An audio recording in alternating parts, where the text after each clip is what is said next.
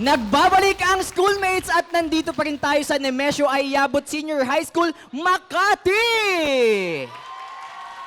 And this time, no, alamin naman natin kung ano nga ba ang saloobin at opinyon ng ating mga Nemesians about sa issue at topic ngayong episode. Handa na ba kayo?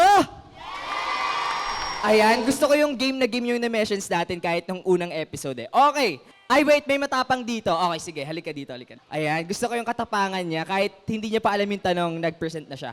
Okay, what's your name and section? Go. I am James Dagio from UMS Amarsolo. Sa iyong palagay, dapat na nga bang muli nang magkaroon ng jurisdiction ang ICC o International Criminal Court sa ating bansa? Sa nangyayari sa bansa natin ngayon, dapat na. Kasi uulitin natin yung pagkakipagtalo kanina ng dalawang grupo. Ano nga bang importansya ng jurisdiction sa isang bansa? Ang ICC may jurisdiction sa kahit anong bansang miyembro nito, voluntarily. Ang Pilipinas, walang sapat na hustisya mula noon hanggang ngayon. Napatunayan na ng Supreme Court sa pagpapatunay ni Senior Associate Justice Marvic Leonon na ang ICC ay may jurisdiction sa ating bansa. Sa cases ni Pangilinan versus Cayetano. Kasi dito, pinagtatalunan. May jurisdiction nga ba ang ICC nung panahon ni Duterte? Yes. Kasi mula 2011 until 2019, March 18, nang umalis tayo sa ICC, may jurisdiction tayo.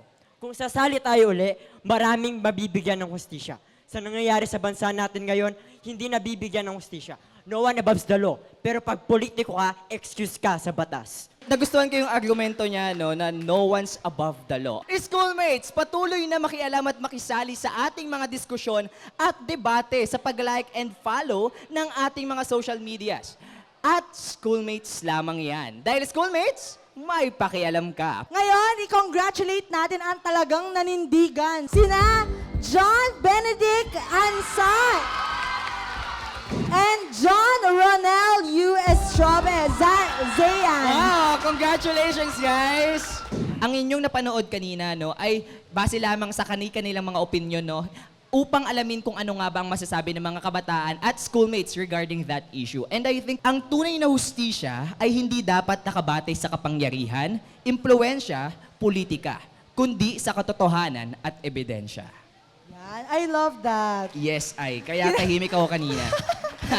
Actually, ako, pinagpawisan din talaga ako sa topic. Kasi marami, medyo, this topic is a cause of divide. Para lang very, very clear ha. Parang maraming nasasabi ang iba't ibang tao from different sources. Pero ano nga ba ang totoo? Umalis lang naman or naging formal ang pag-alis natin from the Rome Statute ng March 2019. Tama? March Yes. 2019. Oh, March, oh, di ba? So, ibig sabihin, nung time na nangyayari lahat ng mga krimen, krimen nga daw, ito ay within the jurisdiction of the ICC. Pero, ang intent ng ICC ay hindi para yapakan ang ating sovereignty. Ito ay para maging global deterrent, di ba? It's a global deterrent against impunity. Diba? Na hindi ibig sabihin pag ikaw ay isang high governing official ay wala nang kayang lumitis sa'yo. Which should have been if the judicial system in the country is strong enough. We look up to a lot of the judiciaries in the country, ha? But we cannot deny that there are many strong influences that are in the background. Anong ibig sabihin nito para sa mga kabataan? Kapag kayo ay nilitis at hindi kayo part ng isang makapangyarihang pamilya, ano nangyayari sa inyo? Diretso, kulong agad, di ba? So, by having a check and balance, such as ICC, which is in the principle of complementarity, it allows proper balance such that walang vested interest ang sumisilip sa mga ganitong krimen, but only for 4 specific crimes, di ba? So again, tama yon, the corruption is not part of it. So ano ba dapat ang maging call to action sa mga kabataan? Piliin nyo yung tamang mga opisyal. Kasi ibig sabihin, ang impluensya ng isang opisyal ay lumalawak hindi lamang sa sarili nilang branch of government, hindi lang siya sa Senate, hindi lang siya sa executive, pati sa judiciary. So kahit sabihin natin na there are unique branches of the government, hindi yun totoong na-exercise sa ating bansa. So tama, yung sinabi nyo na ayusin muna ang bansa at sinong aayos nun?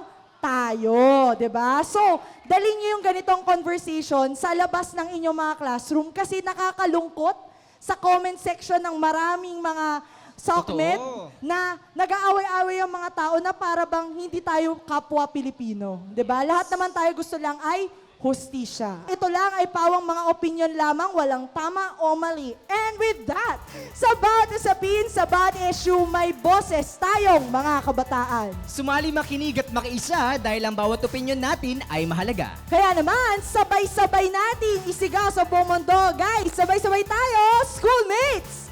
May pakialam ka! Thank you so much,